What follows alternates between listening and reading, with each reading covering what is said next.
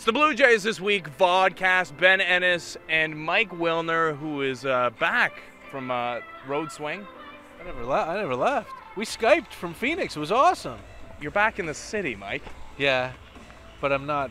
I wasn't missing from the Blue Jays this week. This is our baby here. Yeah.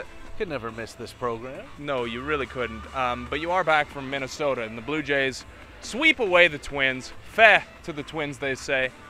Blue Jays on fuego right now. They've won 4 straight series, and I tweeted out the other day that if they win the rest of their games, finish 86 and 76, which would be 10 games over 500, probably still be out of the playoffs. But it is nice to see this team playing so well. Well, and it's, most teams do finish the season on a 22-game win streak, so I think it's something we can count on. Yeah, it is nice to see them playing well, and it was a very weird Blue Jays talk this past Saturday night. I'm sure you can find a link to it somewhere on the interwebs, but there were a couple of people who called up and complained that they were playing so well, and that we were talking about them winning 4 straight series and stuff like that. It's really nice to see, and yeah, the pressure's off, and they know they're not going to get back in the playoff race, and I'm sure that has something to do with it, but the defense has tightened up, and that's made the starting pitching better, and they're hitting enough, and things are going very well. Well, and they're not the only team that have been major disappointments, and we're supposed to be playoff teams this year and aren't. You can look across the way to the team that's about to start a series with the Blue Jays, the Los Angeles Angels of Anaheim. Big disappointment.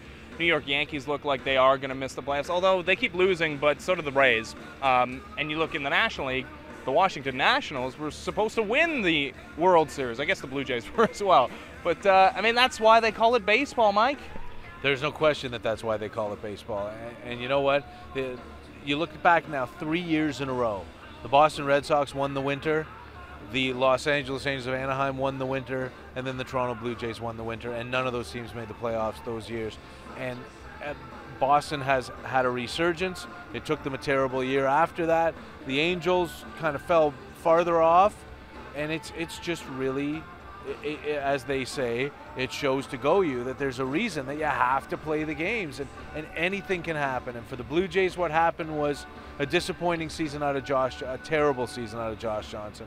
Brandon Morrow blows up, and you see the beginnings of the years of R.A. Dickey and Mark Burley, and you wonder, how much did it have to do with the fact that Maestro Sturz was playing third base every day, and that Emilio Bonifacio was being terrible at second base, and Brett Lawrie misses half the season, Jose Reyes misses half the season. They have nobody at second base for the first 75% of the season. How much is that costing your starting pitching, and how much better might it be next year just from those changes alone? Man, defense matters big time. What do you make of the fact the Blue Jays going with a 4-man rotation? I mean, you could easily give your veterans in R.A. Dickey and Mark Burley a little breather, give them an extra day off, but this is a team that's still trying to win every possible game they can. What do you make of the fact that they skipped Todd Redmond in the rotation? I don't have a problem with it. If there were no off days, there's no difference. It's not like they're dropping to a 4-man rotation. Everybody's still going on their 5th day. I don't think you need to worry about Dickey time-wise, breather-wise. He throws with more effort than most knuckleballers, but and Mark Burley, was he going to blow out his arm throwing 83? It doesn't happen very often, right? So no, I like it. These are the guys who have earned the chance to stay on their regular day, and they should be pitching every 5th day. Well, and a big reason for the resurgence of those two guys, R.A. Dickey and Mark Burley, has been a renewed commitment to defense, you could say, or just playing better defense. And a big part of that is second baseman Ryan Goins. He is the subject of our Ford Leaders in the Field segment. Ford Leaders in the Field.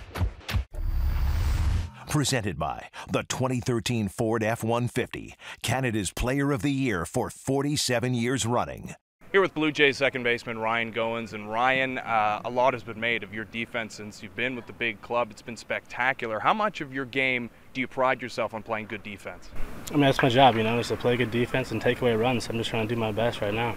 Are you starting to notice that the fans are starting to notice you? Because we hear a groundswell of fans that are just excited to have a second baseman who can play above average defense. Yeah, it's great to have the fans behind you. Makes you feel good. Makes you, go out there and play a little harder, so I like it. How tough is it to keep it out of your head when you hear people saying, all right, Blue Jays have solved second base now for next year? I don't really pay attention to all that. I just kind of come here day to day and just do what I can do. you come here and you've been here for 15 games. Jays are 10-5 over those 15 games. We never saw much of you before. We heard about the shortstop, this shortstop, and you've made a seamless transition to the other side of the infield. Other than the double play turn, which is back to the runner instead, or back to first instead of looking at it, what's been the biggest change for you to go to the other side? You know, just seeing the bat angle from the left-handed hitter is a little different, and then, you know, right, just slicing it more at you. So it's, I mean, it's been different than playing short, but I think I've adjusted well. Ryan, you've been in the majors now a couple of weeks, so I guess you're getting acclimatized. It's not just the on-field stuff, though, that I'm interested in. What outside of on the field, in-game stuff, what has been the biggest surprise or interesting thing that you've noticed about being in the major league? Just walking around town, walking around the mall, you know, people notice you and come up to you and tell you, you know, good job and stuff like that. So it's been pretty cool, honestly, so I like it. So you've been recognized a couple times in the city? Yeah, more Pilar than me. I have to take pictures for him, so.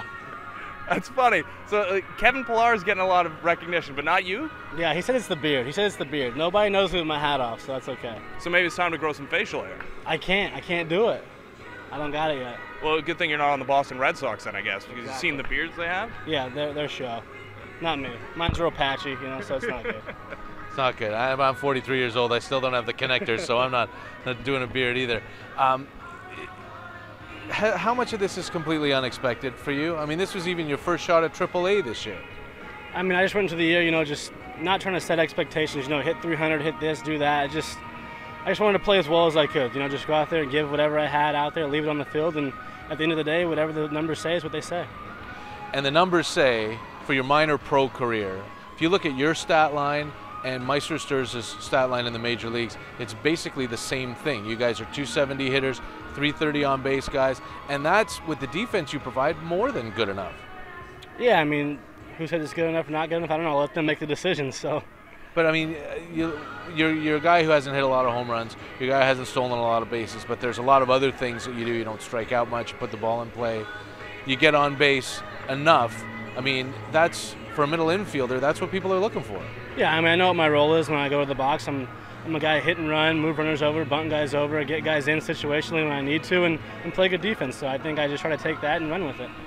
To that end, you actually have a higher batting average when you're at 2 strikes. I'm sure you've heard that like 100 times since you've been here, but it is kind of a freaky thing. Is there anything you can put your finger on as to why that's the case? And do you ever think about just taking that 2-strike approach right out of the offset? I mean, I like to say I take it. If I don't take my 2-strike approach with no strikes, I kind of chase a little more pitches and foul more stuff off. But when I get 2 strikes, I just put it in my head that I'm not going to let this guy beat me. I just want to battle and compete. So.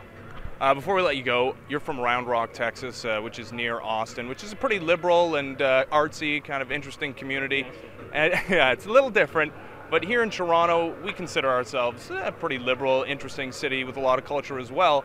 You've been to Toronto before this season, but really getting a chance to immerse yourself in the city. What have you noticed about it? I don't know. I really just walk the streets and just kind of do whatever I feel like doing. I don't know, really, but a lot of apartments, I know that. I see them everywhere. So. Yeah, you can't really see anything but the apartments from the highway, at least. What about restaurants, sir? Have you had a chance to go around and check out some of the restaurants? Not too many dinner spots, but Cora's down on Blue Jay Way, and then Spot Coffee. We had Spot Coffee in Buffalo, so I tear that up on the regular.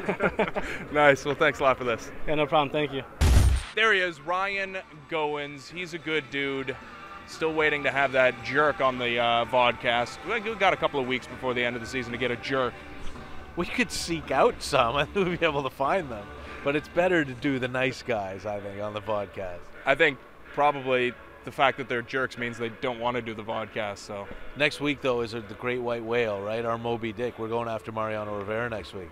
That would be nice. It would definitely be a feather in our caps to look back in 20 years or so and say we interviewed the great Mariano Rivera. I've already interviewed him. Okay, for me, it would be a nice feather in my cap. But he's definitely a Ford leader in the field. In a lot of things. How about saves all time, age, last guy to wear number 42? Yeah, I kind of went off topic there, but yeah, it'd be cool to get Mariano Rivera. We'll do our best to try and get him. Let's talk about Ryan Goins, though, before we move on a little bit further. If we don't get him next week, it's not because he's a jerk. He's a lovely human being, but it'll just be scheduling issues. Yeah, let's verify that. Man, you got me thinking about Mariano Rivera now, because last time he was here, He like sat down, had a conference with all the Blue Jays employees, ticket takers and everything. How cool is that? He's done that in every city. I thought it was on the last trip in, but I guess most cities, except for the AL East, they're only going once this year. He gathers, it's like 200 or something people, or maybe 20. He wants to know everybody's name. 200 or 20. That's what reminded me was that he asked for everybody's name and what they do, and he wants to know that information ahead of time. And sits down and talks to them for like an hour. And I remember the first time the Blue Jays went to Yankee Stadium this year, right at third base and during batting practice, a little bit off, so no one was going to get killed.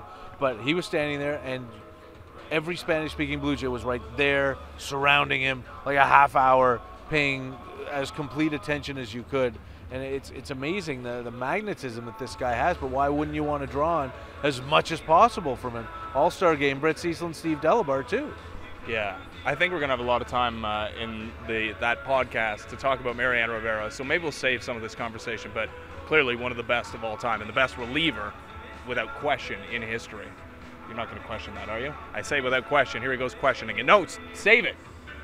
Save it. Ryan Goins. Honestly, he could hit 230 with an on-base of 310 and play the defense that he's played so far in the major leagues. And I'm not saying it would be the best option at second base for the Blue Jays next season, but, man, you could do a whole lot worse. It's going to be tough to hit 230 and have it on base at 310, but he's not that big Look a at Munenori Kawasaki. I'm pretty sure is doing almost that. Yeah, that's a little flukish. But that's not Goins' game. I mean, he's not a guy who's taking a lot of walks. But here's the thing. What you say is correct. Even if he doesn't hit, he can shore up second base and be a great 9-hitter for them. The thing is, if that's what you've got at second, everybody else has got to hit. You can't have a catcher hitting 200 with an on-base of 230. You can't struggle really anywhere else if you've got a black hole in your lineup. And I don't think he's going to be a black hole. But he did only hit 259 in AAA this year. But the defense he's provided has really shorn everything up. And Jose Reyes has a reputation of being a fantastic defensive shortstop. He's not. He's got a great arm. Got a phenomenal arm. Range is average to below average. But it doesn't have to be better if he's got Brett Laurie on one side and Ryan Goins on the other side. And if they, they're committed to Meister Sturz for 2 more years at $6 million, I believe they've realized he cannot handle second base on an everyday basis. I don't think they're considering moving Brett Laurie over there anymore. What I think the Blue Jays do this season is still go after a second baseman, but a really, really good one. And if they can't, shoot for the moon, and if you don't get that, don't pick up one of the other guys that's lying around. You've got Goins, and that's going to be more than good enough. Well, to me, the big fish at second base is Robinson Cano. He's going to get maybe the biggest contract ever for a second baseman in history, and the Dodgers are going to give him whatever he wants. There's no maybe. He's going to get the largest contract a second baseman's ever had. He may be the first bazillion-dollar player in the major leagues. The Dodgers are going to go after him really hard, and the Yankees aren't going to want to let him go, and that might result in an unbelievable bidding war between those two teams. But predictions aren't exactly my game, and nobody knows, but it's almost impossible to see him going anywhere but the Dodgers or Yankees. Oh, yeah, I agree. And I feel like it's almost impossible for him not to go to the Dodgers, the way they will just spend whatever to get whatever they want. So expect to see Robinson Cano in Dodger blue next year, but a bunch of free agents on the market. What, you got something else? Maybe then the Jays can trade Meister Sturz to the Yankees and open up second base. Yeah, maybe. He's Mike Wilner. Follow him on Twitter at Wilnerness590. I'm Ben Ennis. You can follow me on Twitter as well at BenNessSNet. We'll see you next week.